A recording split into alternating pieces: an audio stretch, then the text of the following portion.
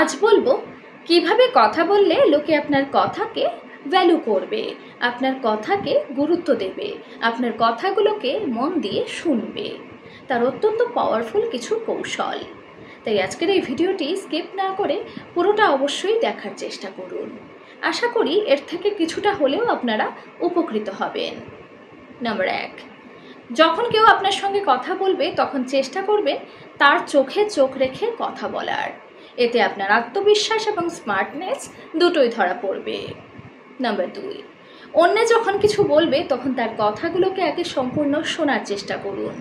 তার কথা শেষ হওয়ার আগেই নিজের বক্তব্য রাখতে যাবেন না। আপনি যদি চান আপনার কথা কেউ মন দিয়ে শুনুক, তাহলে আপনাকেও আগে অন্যের কথাকে মন দিয়ে শুনতে হবে। অনেকেই এমন আছেন যারা অন্যের কথা মাঝখানে থামিয়ে দিয়ে নিজের বক্তব্য রাখতে চান।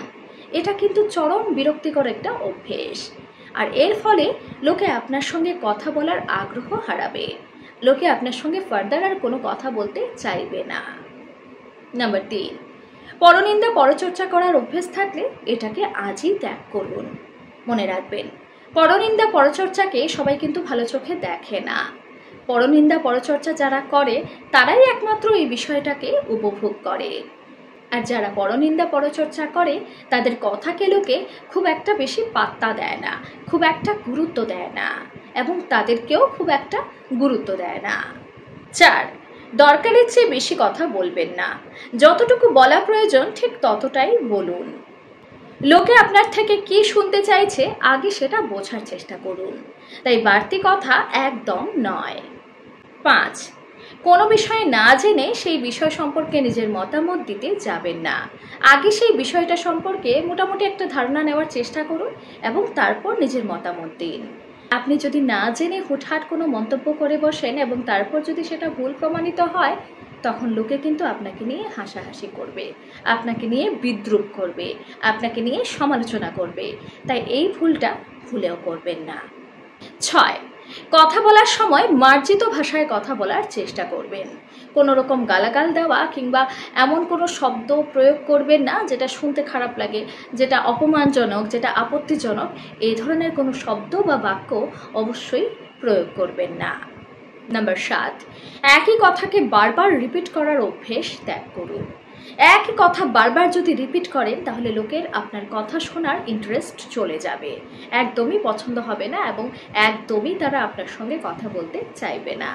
তাই একই কথাকে একবারই বলার চেষ্টা করুন। নাম্বার 8, কথা বলার সময় লোকে যাতে আপনার কথা ক্লিয়ারলি বুঝতে পারে এটা আপনাকে নিশ্চিত করতে হবে। তাই স্পষ্ট উচ্চারণ করবেন এবং গলার স্বর একটা মাঝামাঝি লেভেলে রাখার চেষ্টা করবেন। অতিরিক্ত নিচু স্বরে কথা বললে লোকে আপনার কথা কিছুই বুঝতে পারবে না। নাম্বার 9, অতি দ্রুত কথা বলবেন না। বেশি তাড়াতাড়ি কথা বললে লোকে আপনার অর্ধেক কথাই বুঝতে পারবে না এবং লোকে আপনার কথা শোনার আগ্রহ হারিয়ে ফেলবে।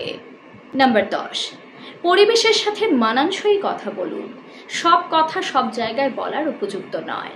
স্থান কাল বিশেষে আমাদের কথা বলার ধরন, কথা বলার বিষয় সবটাই বদলাতে হয়।